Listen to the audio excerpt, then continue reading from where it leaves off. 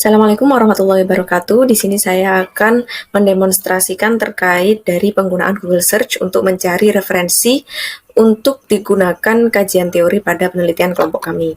Jadi pertama saya akan langsung mencari jurnal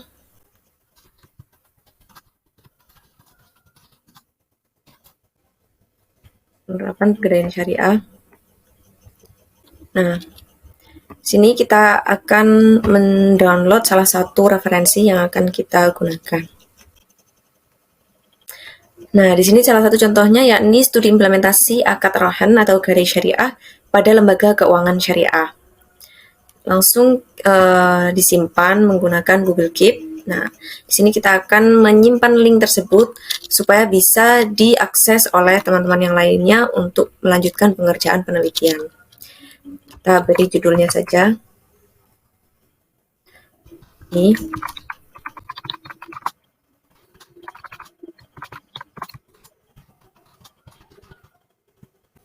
Kita beri judul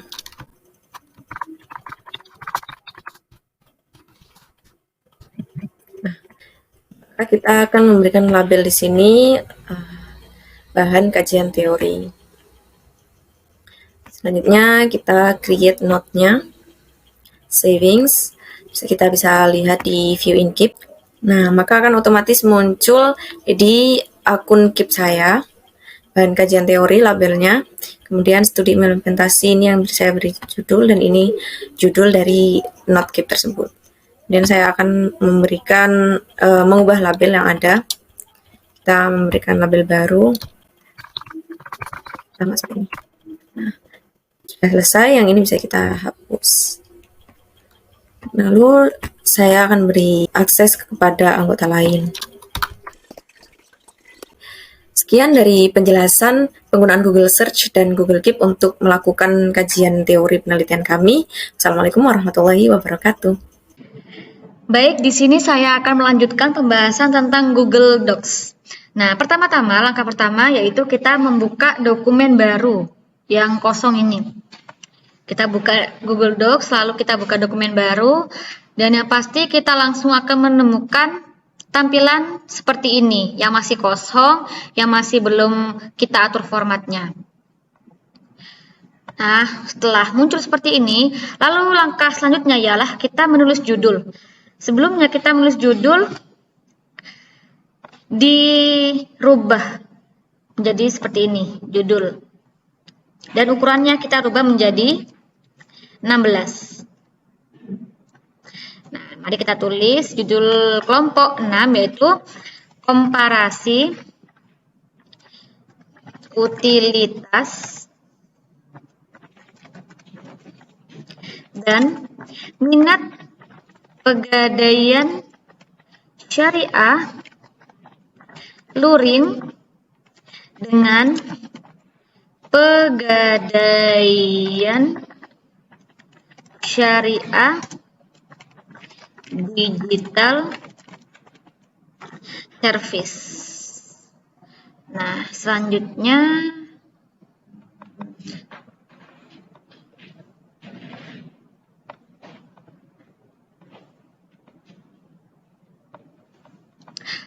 kita menulis nama-nama terlebih dahulu, nama kelompok.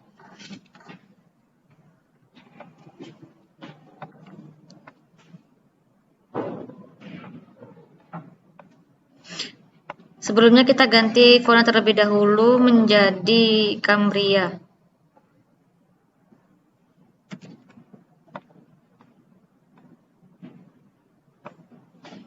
Setelah kita selesai menulis judul, kita pindahkan dulu ke tengah. Nah, seperti ini. Lalu kita ganti dengan font Cambria. Ya, ini di font lainnya, terus Cambria.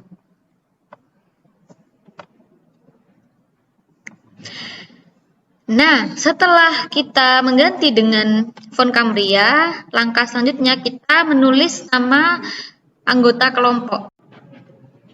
Nah, setelah kita selesai menulis nama anggota-anggota kelompok kita dan telah kita ganti baik fontnya maupun ukurannya, lalu kita beralih ke pendahuluan. Jadi kita bold yang ini, lalu kita beralih kepada isinya. Jadi kita tab, kita hilangkan boldnya, langsung kita tulis.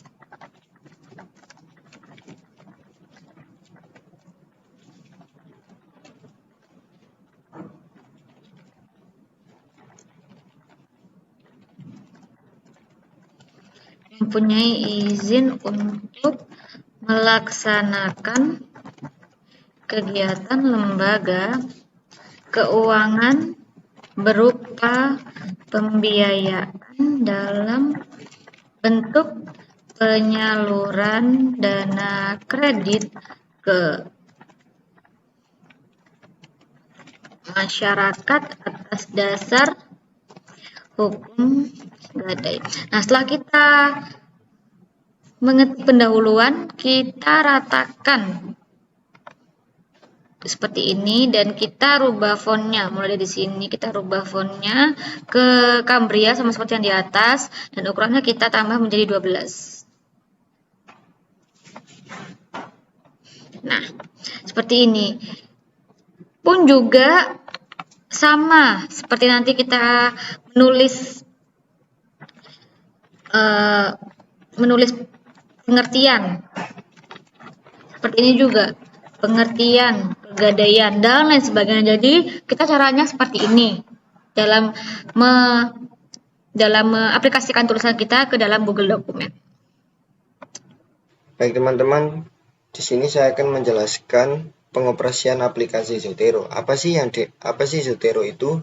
Zotero adalah salah satu reference manager yang dapat digunakan secara gratis, yang memudahkan penulis untuk mengelola sumber-sumber referensi yang dimiliki sebagai acuan dalam penulisan rujukan. Baik, di sini saya akan menjelaskan tata cara penggunaan Zotero.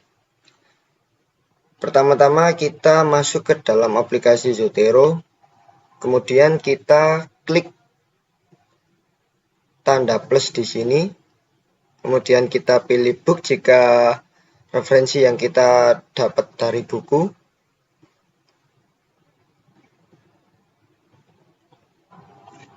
Kemudian di sini kita tulis judul buku tersebut. Seperti contoh, Lembaga Keuangan Syariah Non Bank. Kemudian setelah menulis judul buku, di sini kita masukkan nama pengarangnya. Untuk nama pengarangnya diambil dari kata belakang terlebih dahulu. Di sini kita tulis Yati. Jika terdapat dua pengarang, maka kita klik tanda plus di sebelah kanan author. Kemudian kita masukkan seperti tadi, yaitu nama belakang terlebih dahulu. Kemudian nama depannya.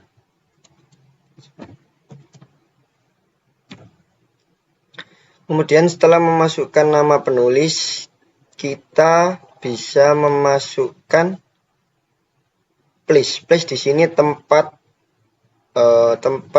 perilisan buku tersebut, yaitu di Lamongan. Kemudian publisher di sini nama tempat pencetakan buku tersebut, itu CV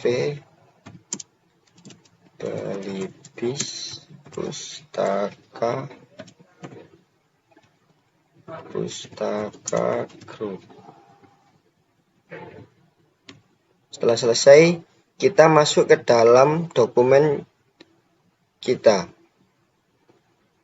Nah, di sini saya contohkan di sini setelah kata berakhir di sini kita masukkan referensi yang kita dapat dan yang sudah kita include ke dalam Zotero.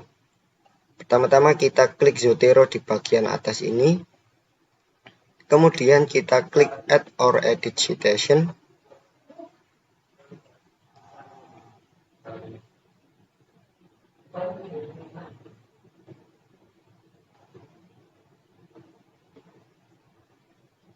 Kita tunggu terlebih dahulu.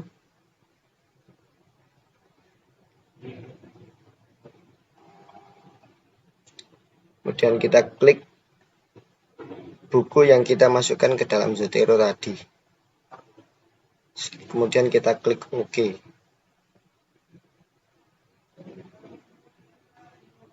Kita kembali ke dokumen yang kita edit tadi, dan di sini sudah terpampang nama judul buku dan juga pengarang yang kita masukkan ke dalam Zotero tadi. Nah, untuk langkah yang selanjutnya yaitu penguploadan file ke dalam Google Drive dari Google Dokumen. Untuk langkah yang pertama, ini saya membuat folder baru dulu di Google Drive.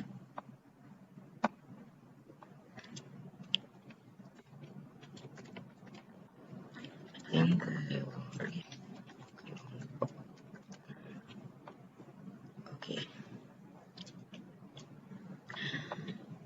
Nah, sudah ada. Lalu kita membuka file Google Drive-nya. File Google Dokumennya. Lalu kita klik gambar ini, yang ada tulisan pindahkannya. Nah, di sini kan ada file yang tadi yang baru saya buat, kajian teori kelompok 6. Lalu dipindahkan.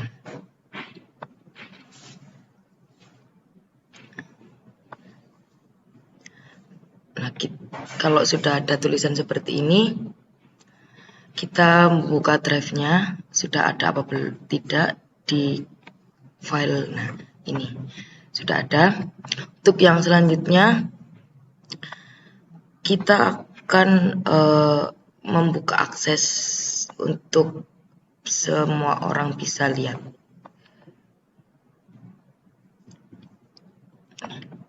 Kita klik 3 pojok kanan.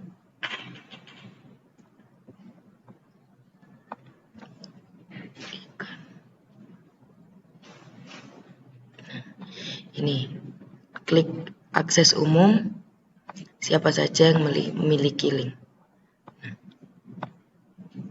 Sudah, itu saja yang dapat saya jelaskan untuk penguploadan file ke dalam Google Drive dari Google Doc dan pengizinan akses.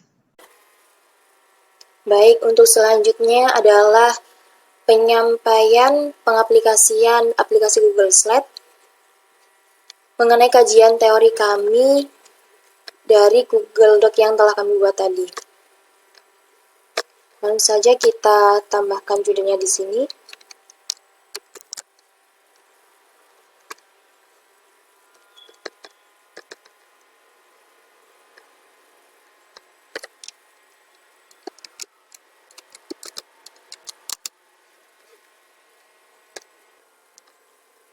Sebelumnya kita bisa menyeting tema untuk slide-slide. Untuk slide-slide-nya.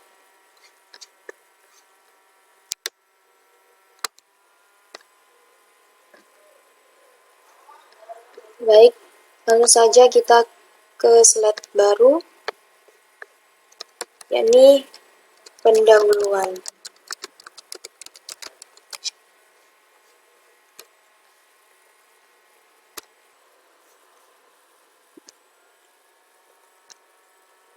Baik, selesai. Kemudian slide baru untuk pembahasan, yang mana subbab pertama yakni pengertian dari pegadaian.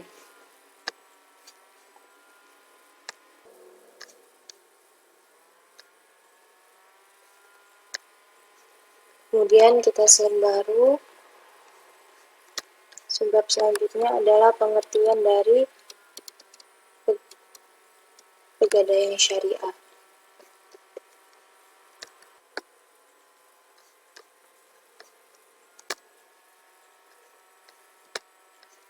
Kemudian slide baru untuk subbab selanjutnya, dasar hukum pegadaian syariah. Di sini kita memakai dasar hukum dari Al-Quran. Kemudian ada dasar hukum dari hadis Nabi Muhammad SAW mengenai pegadaian. Setelah itu, slide untuk subbab selanjutnya. Ini pengertian pegadaian syariah digital.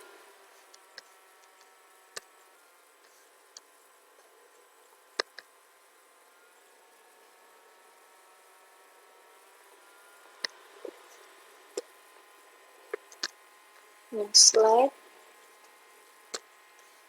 Subbab selanjutnya mengenai pegadaian syariah digital service.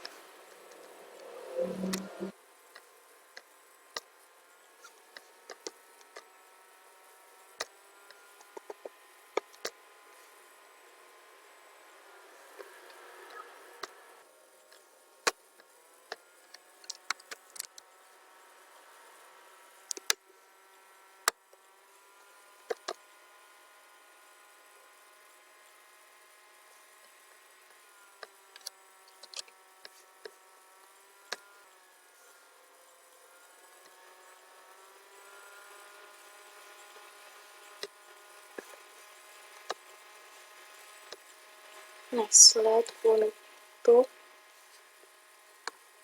kesimpulan.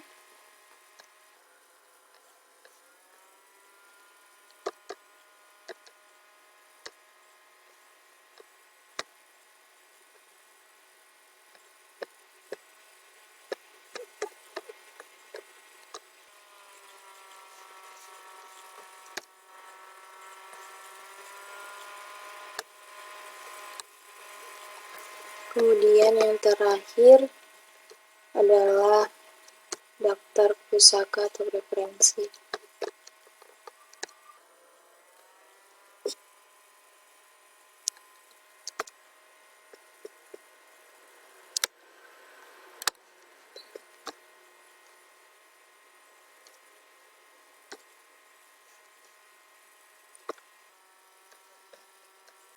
Baik, selesai sudah pembuatan Google Slide dari kajian teori kami yang berjudul Komparasi Utilitas dan Minat Pegadaian Syariah Luring dengan Pegadaian Syariah Digital Service. Dari kelompok 6. Baik, untuk selanjutnya adalah pengaplikasian aplikasi Trello.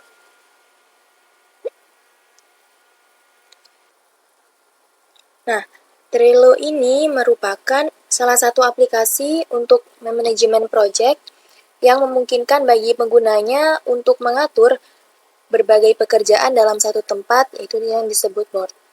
Trello dapat digunakan secara berkolaborasi dalam tim, serta dapat diakses oleh seluruh anggota tim. Melalui Trello ini, sebuah tim bisa mengetahui pekerjaan apa yang sedang dikerjakan, siapa yang mengerjakan, dan sudah sampai mana progres yang sedang dikerjakan. Manfaat dari penggunaan Trello ini tidak hanya membuat pekerjaan menjadi lebih terstruktur, namun juga dapat mengetahui deadline sebuah pekerjaan, serta ada kolom komentar yang dapat digunakan sebagai wadah berkomunikasi di dalam tim. Penggunaan Trello ini membantu mengatur jadwal setiap pekerjaan member, baik pekerjaan yang akan dilakukan, to do, yang sedang dikerjakan, doing, dan yang selesai dikerjakan, done. Kita menggunakan diagram flowchart.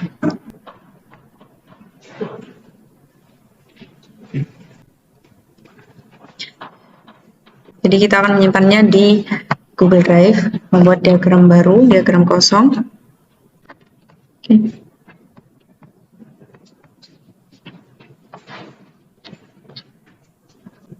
Nah, selanjutnya kita akan ubah buku ini menjadi landscape, ya. Dan kita tetap menggunakan kertas A4.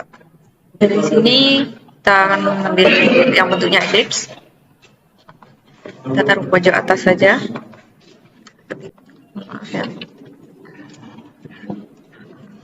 Nah, Dari titik mulai ini kita akan membuat suatu input atau data yang akan kita gunakan. Jadi kami akan menggunakan dan objek penelitian kami. Kemudian selanjutnya akan kita olah dari judul dan objek penelitian yang kita temukan, kita akan membuat suatu konsep. Di aksi kita akan menggunakan bagan yang berbentuk persegi 4 dengan sudut yang tidak lancip seperti ini. Kemudian untuk input kita menggunakan bentuk jajar genjang dan pemula dimulai dengan bentuk ellipse. Setelah kita mengonsep, hasil konsepannya ini akan kita bentuk menggunakan ini suatu pilihan ya. Maka kita akan menggunakan media Word atau tidak. Selanjutnya kita akan menggunakan bila mana kita iya atau yes, maka selanjutnya adalah aksi. Jika iya, maka kita akan langsung membuat drive untuk kerja kelompok. Nah, kemudian selanjutnya kita membuat pilihan bila tidak atau no istilahnya. Nah, selanjutnya bila tidak menggunakan media Word, maka kita akan menggunakan media PowerPoint. Opsi iya menggunakan media Word. Selanjutnya setelah membuat drive, kita akan mengupload file ke drive file hasil konsepan penelitian kita, dan kita membuat drive dan kita menguploadnya. Oke. Selanjutnya jika kita tidak menggunakan Word, maka kita akan membuat PowerPoint penelitian yang selanjutnya dari PowerPoint tersebut akan kita buat sebuah video dengan mengkonvert hasil slide menjadi video. Selanjutnya dari hasil video ini akan kita buat sebuah akun video editor yang akan kita gunakan untuk mengedit video. Jadi setelah dirubah menjadi video akan kita edit lagi. Setelah membuat akun, kita akan menganimasikan video tersebut. Selanjutnya dari semua ini akan kita sambungkan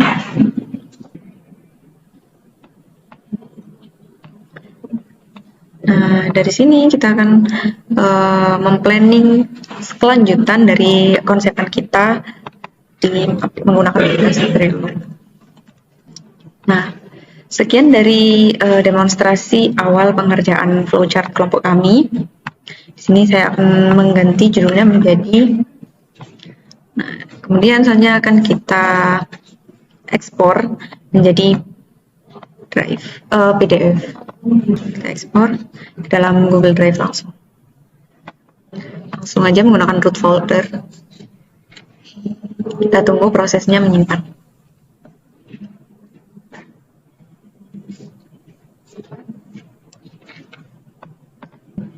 Oke, sekian jadi bagan flowchart kami sudah berubah menjadi file PDF yang akan dilanjutkan oleh rekan saya. Assalamualaikum. Melanjutkan penjelasan flowchart yang sudah diekspor menjadi PDF. Untuk kegiatan kami yang selanjutnya yaitu memplanning dengan aplikasi Trello. Lalu setelah itu kita menggunakan flowchart untuk membuat bagan-bagan agar kita lebih gampang untuk melihat kegiatan-kegiatan kami yang selanjutnya. Kegiatan kami yang selanjutnya yaitu ada wawancara narasumber. Lalu ada mempelajari algoritma aplikasi Gadai.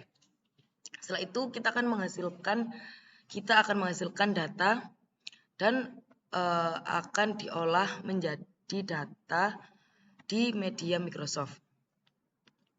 Untuk selanjutnya yaitu kita akan mempresentasikan penelitian. Kita mempresentasikan penelitian itu di YouTube. Apabila kita tidak mempresentasikan dengan YouTube, kita menggunakan YouTube Short itu sebagai trailer. Lalu media selanjutnya yaitu kita menggunakan streaming dengan media streaming yang ada. Lalu apabila kita menggunakan YouTube, itu kita membuat YouTube Short juga, tetapi kita mempresentasikan hasil video-video kami di YouTube dan mempublishnya. Oke, sekian penjelasan dari saya. Buka Google Dokumen dulu di sini. Kita buka dokumen kosong ya. Jadi di sini kita kuesionernya itu bertujuan ke memiliki dua subjek. Kuesioner dua subjek. Jadi yang pertama itu untuk sebentar. Jadi kuesioner yang pertama yaitu diperuntukkan untuk nasabah penggunanya, pengguna aplikasi Pegadaian Syariah. Terus yang kedua yaitu subjeknya itu diperuntukkan untuk mungkin bisa kepada narasumbernya ya. Narasumber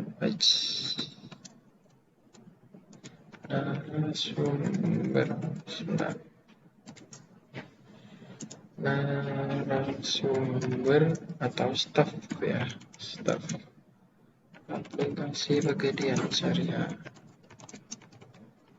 Ya. Ini bisa dimulai dengan yang pertama, mungkin yang untuk nasabahnya yaitu apakah aplikasi Pegadaian Syariah mungkin memberikan kemudahan ya, memberikan kemudahan dalam bertransaksi ya. Bertransaksi boleh juga gitu ya. Jadi nanti kita bisa bertanya kepada nasabahnya. Terus mungkin yang kedua itu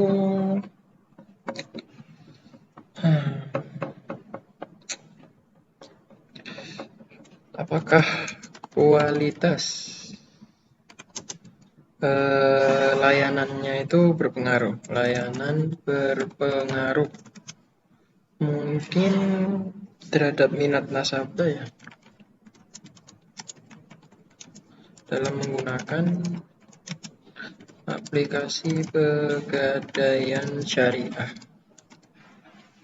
Oke, yang ketiga mungkin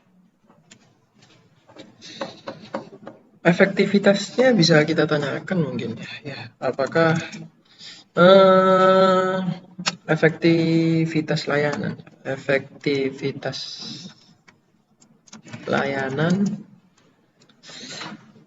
aplikasi Pegadaian Syariahnya ya, APK Pegadaian Syariah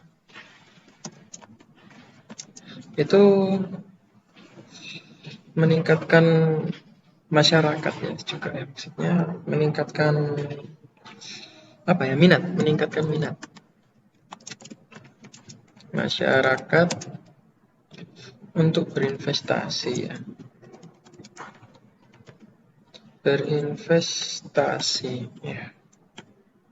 Baik teman-teman, sekian penjelasan dari kelompok kami, yaitu tentang proses pengerjaan penelitian menggunakan kombinasi aplikasi komputer. Sekian, Assalamualaikum warahmatullahi wabarakatuh.